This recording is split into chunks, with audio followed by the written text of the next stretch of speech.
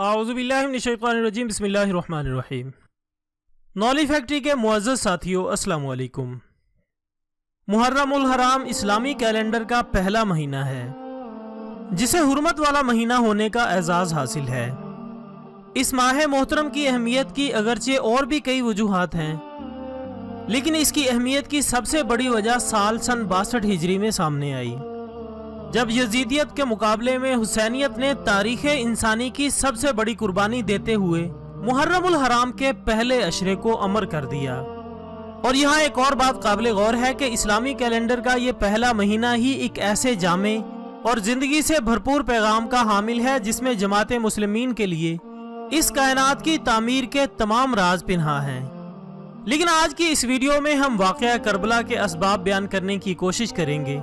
जो कि दरअसल अपने अंदर उम्मत के लिए हिकमत के कई खजाने पोशीदा रखे हुए हैं। मुअज़्ज़ज़ ख़वातीन व हज़रात, आगाज़ नबूवत से कहीं पहले ख़ानदान कुरैश में दो सगे भाई गुजरे थे,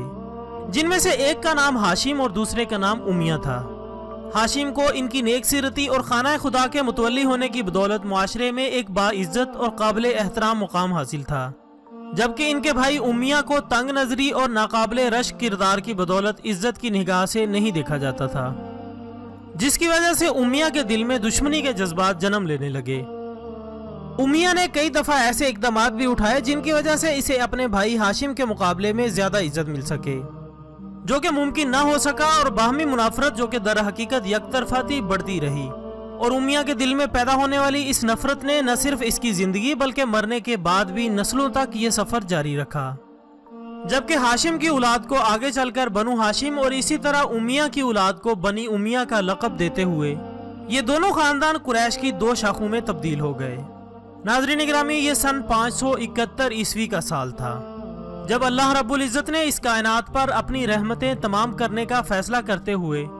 बनु हाशिम के एक फर्द हजरत अब्दुल्ला के घर इनके दुनिया से रुखसत होने के बाद जनाब आमना रज़ी अल्लाह तआला अन्हा के यहाँ अपना आखिरी रसूल भेजा। और इस सुबह एक यहूदी ने अहले यहूद को मुखातिब करते हुए कहा कि ए अहले यहूद, गुज़श्ता शब मैंने आसमान पर इस सितारे को देख लिया है जो आखिरी नबी सल्लल्लाहु अलैहि वसल्लम की आमद की निशानी थी। सो इसने आप सल्लल्लाहु अलैहि वसल्लम की ज़ियारत करने के बाद एक ठंडी आह भरते हुए कहा कि अफसोस, नबूवत आज बनी इसराइल के घर से रुखसत हो गई। नाज़रीन गिरामी, इंतहाई कम पढ़े लिखे मुसलमान भी जानते हैं कि आपकी परवरिश किस माहौल में हुई,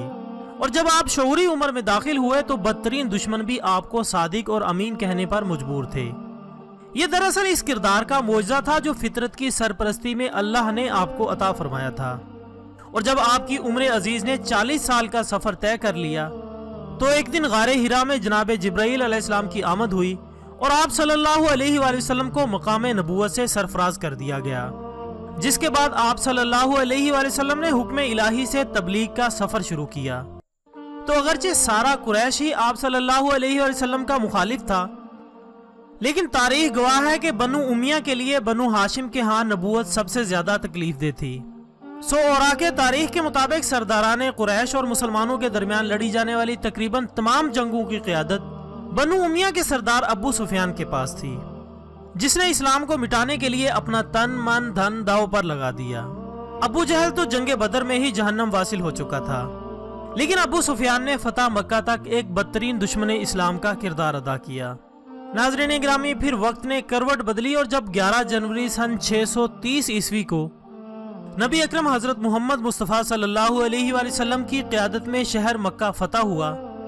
तो उस वक्त अबू सुफियान जनाब अब्बास रज़ी अल्लाह तआला अन्हु के साथ एक ख़ास मुकाम पर खड़े होकर अज़मत इस्लाम के इन रूह परवर लम्हात का नज़ारा कर रहे थे। उन्होंने हजरत अब्बास रज़ी अल्लाह तआला अन्हु से कहा कि अब्बास, तुम्हारा भतीजा तो बड़ा बादशाह बन गया है। जिस पर आपने इन्हें कबूल इस्लाम की दावत दी और बारगाह रिसालत मआब सल्लल्लाहु अलैहि वसल्लम में ले गए। आपने न सिर्फ हजरत अबू सुफियान को मुशर्रफ बा इस्लाम किया बल्कि इनके घर को दारुल अमान भी करार दिया, और इस मौका पर इनकी अहलिया हजरत हिंदा ने भी इस्लाम कबूल किया। नाजरीन, ये वो मोड़ था जब बनु उमिया भी कारवाने इस्लाम का हिस्सा बन गए, और फिर इसके बाद उन्होंने अपने साहबजादे हजरत अमीर माविया रज़ी अल्लाह तआला अन्हु समेत जिंदगी भर इस्लाम की खिदमत की और कबायली दुश्मनी दम तोड़ गई। لیکن بنو امیہ کا قبول اسلام اس وقت ہوا جب آپ صلی اللہ علیہ وآلہ وسلم اپنے منصب نبوت سے تقریباً انصاف کر چکے تھے اور پھر کچھ ہی وقت کے بعد اس دنیا سے تشریف لے گئے، جبکہ حضرت امیر معاویہ رضی اللہ تعالیٰ عنہ کو کاتب وحی ہونے کا شرف بھی حاصل ہوا۔ فتح مکہ کے موقع پر حضرت ابو سفیان رضی اللہ تعالیٰ عنہ کے قبول اسلام کے بعد یہ دشمنی اگرچہ کچھ وقت کے لیے دب گئی، لیکن پھر بعد ازاں جب تیسرے خلیفہ راشد حضرت عثمان رضی اللہ تعالیٰ عنہ جو کہ بنو امیہ سے ہی تعلق رکھتے تھے، ان کے عہد میں مروان جن کو عہد نبوی میں ناپسندیدہ شخصیت قرار دیا جا چکا تھا، ایک دفعہ پھر مدینے واپس آ گیا اور اہم ذمہ داریاں سنبھال لیں۔ لیکن جناب عثمان رضی اللہ تعالیٰ عنہ کے ایک قول کے مطابق آپ اسے حضور رسالت مآب صلی اللہ علیہ وآلہ وسلم سے معافی دلوا چکے تھے، اور اسی شخص کی وجہ سے باغیوں کا ایک گروہ حضرت عثمان رضی اللہ تعالیٰ عنہ کی شہادت کا باعث بنا، جس کے بعد حضرت علی رضی اللہ تعالیٰ عنہ کو چوتھا خلیفہ راشد بنایا گیا۔ لیکن اس وقت ملک شام میں حضرت امیر معاویہ کی حکومت تھی جو کہ اسلامی سلطنت کا ایک صوبہ تھا۔ حضرت امیر معاویہ نے جناب علی المرتضیٰ سے قصاص عثمان لینے کا مطالبہ کر دیا، جس کے بارے میں خلیفہ رسول صلی اللہ علیہ وآلہ وسلم کی یہ رائے تھی کہ حالات کا تقاضا ہے کہ ابھی اس مسئلے کو نہ چھیڑا جائے، کیونکہ اس وقت باغیوں کی تعداد ہزاروں میں ہے۔ لیکن جناب امیر معاویہ رضی اللہ تعالیٰ عنہ نے اس دلیل کو تسلیم کرنے سے انکار کر دیا۔ اور دوستو، یہ اسلامی تاریخ کا وہ تکلیف دہ دن تھا جب مسلمانوں نے خود اپنے ہی مسلمان بھائیوں کے خلاف دو جنگیں لڑیں۔ پہلی جنگ اس وقت جب حضرت عائشہ صدیقہ رضی اللہ تعالیٰ عنہ کے علم میں لایا گیا کہ حضرت علی قصاص عثمان لینے کے لیے تیار نہیں ہیں، جس کے نتیجے میں جنگ جمل کا واقعہ پیش آیا، جبکہ دوسری جنگ حضرت امیر معاویہ رضی اللہ تعالیٰ عنہ اور حضرت علی رضی اللہ تعالیٰ عنہ کی فوجوں کے درمیان لڑی گئی، جسے جنگ صفین کے نام سے موسوم کیا جاتا ہے۔ اس جنگ میں جب شامی فوجوں کو شکست نظر آنے لگی تو نیزوں پر قرآن بلند کر کے اسے حکم ٹھہرانے کا مطالبہ کر دیا گیا۔ حضرت علی رضی اللہ تعالیٰ عنہ اس جنگی چال کو سمجھ چکے تھے، لیکن ان کی فوج میں شامل بعض لوگ جن کو خوارج کے نام سے یاد کیا جاتا ہے، ان کے زور دینے پر آپ کو یہ مطالبہ تسلیم کرنا پڑا، جس کے بعد شامی حکومت کی طرف سے حضرت عمر بن عاص اور حضرت علی رضی اللہ تعالیٰ عنہ کی طرف سے معمر صحابی حضرت ابو موسیٰ الاشری کو حاکم ٹھہرایا گیا، لیکن اس کے باوجود صلح کے مقاصد حاصل نہ ہو سکے۔ حضرت علی المرتضیٰ رضی اللہ تعالیٰ عنہ کا عہد اسی باہمی مسابقت میں گزر گیا، حتیٰ کہ آپ کی شہادت کا سانحہ پیش آ گیا، اور اس کے بعد آپ کے صاحبزادے حضرت حسن رضی اللہ تعالیٰ عنہ نے اقتدار سنبھال لیا۔ لیکن صرف 6 ماہ کے قلیل عرصے کے بعد ہی آپ نے یہ کہہ کر کہ آپ مسلمانوں کے درمیان کشت و خون کو پسند نہیں کرتے، خلافت سے دستبردار ہو گئے، اور اب پوری مملکت اسلامیہ حضرت امیر معاویہ رضی اللہ تعالیٰ عنہ کے زیر نگرانی ہو گئی۔ گویا شہادت عثمان رضی اللہ تعالیٰ عنہ تاریخ اسلام کا وہ موڑ تھا جس نے مسلمانوں کو 2 حصوں میں تقسیم کر دیا، اور اس کے فوراً بعد حضرت علی رضی اللہ تعالیٰ عنہ جن کا تعلق بنو ہاشم سے تھا اور حضرت امیر معاویہ جو کہ بنو امیہ سے تھے، ان کے درمیان ایک دفعہ پھر وہی پرانی دشمنی لوٹ آئی، جس کو ختم کرنے کی آخری کوشش امام حسن رضی اللہ تعالیٰ عنہ نے خلافت سے دستبردار ہونے کی صورت میں کی۔ لیکن دوستو، وقت کی ترتیب میں کچھ اور ہی لکھا تھا اور ہونی کو برحال ہو کر رہنا تھا، چونکہ احادیث مقدسہ یہ گواہی دیتی ہے کہ حضرت امام حسین رضی اللہ تعالیٰ عنہ کے بچپن کے دن تھے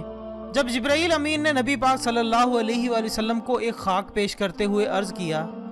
کہ یہ کربلا معلیٰ کی خاک ہے جہاں پر آپ کے اس نور العین یعنی حسین رضی اللہ تعالیٰ عنہ کی شہادت ہونی ہے۔ سو اس خاک کو آپ نے امیر المومنین حضرت ام سلمہ کو دیتے ہوئے فرمایا کہ جب یہ خاک سرخ ہو جائے تو سمجھ لینا کہ میرے نواسے کو شہید کر دیا گیا ہے۔ ایک اور حدیث کے مفہوم کے مطابق ایک دفعہ نبی صلی اللہ علیہ وآلہ وسلم نے حضرت امیر معاویہ سے فرمایا کہ مجھے تمہاری کوکھ سے اپنی آل کی دشمنی کی بو آتی ہے، جس پر آپ نے عرض کیا کہ حضور میں شادی ہی نہیں کروں گا، لیکن آخرکار آپ کی شادی ایک معمر عورت سے ہو کر رہی جس کے بطن سے یزید نے جنم لیا اور فطرت کے فیصلے کا نفاذ ہو کر رہا۔ ناظرین محترم، اگرچہ حضرت امیر معاویہ نے یزید جو کہ فاسق اور فاجر اور بد کردار شخص تھا، اس کی خلافت کے لیے اپنی زندگی میں ہی راہیں ہموار کرنا شروع کر دی تھی، اور خاص طور پر حضرت عبداللہ بن زبیر، حضرت عبداللہ بن عمر اور حضرت حسین ابن علی سے یہ درخواست کی کہ وہ اس کی خلافت کو تسلیم کر لیں، لیکن یہ ان کی زندگی میں ممکن نہ ہو سکا،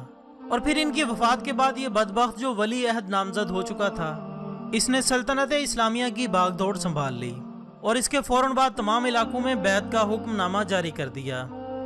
इस वक्त जनाब हुसैन रजी अल्लाह ताला अन्हो मदीने में मौजूद थे, जिन्होंने इस बदकिरदार शख्स की बैत से इनकार कर दिया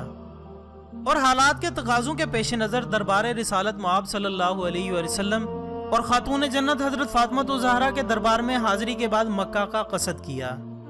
ये ज़िल हज का महीना था और लोग फरीज़ा हज अदा करने के लिए पर तोल रहे थे। लेकिन दोस्तों, आने वाले दिन कुछ और ही जहरीली हवाओं का पता दे रहे थे। नॉलेज फैक्ट्री के दोस्तों, इससे आगे के वाक़यात बयान करने के लिए पत्थर का कलेजा दरकार है। हम इंशाल्लाह अगली वीडियो में कोशिश करेंगे कि इस काफ़िला इश्क के हम रुकाब हो सकें, जिसने मैदान करबला में हुसैनियत के इस किरदार को जन्म दिया, जो क़यामत तक यजीदियत के सीने में कांटे की तरह चुभता रहेगा। नाज़रीन इकराम, वाक़या करबला के दूसरे हिस्से के साथ कल दोबारा हाजिर होंगे। तब तक के लिए इजाज़त दीजिएगा। अपना, दोस्तों, रिश्तेदारों और गिरदोनवा के तमाम लोगों का बहुत ख्याल रखिएगा। अल्लाह हाफिज़।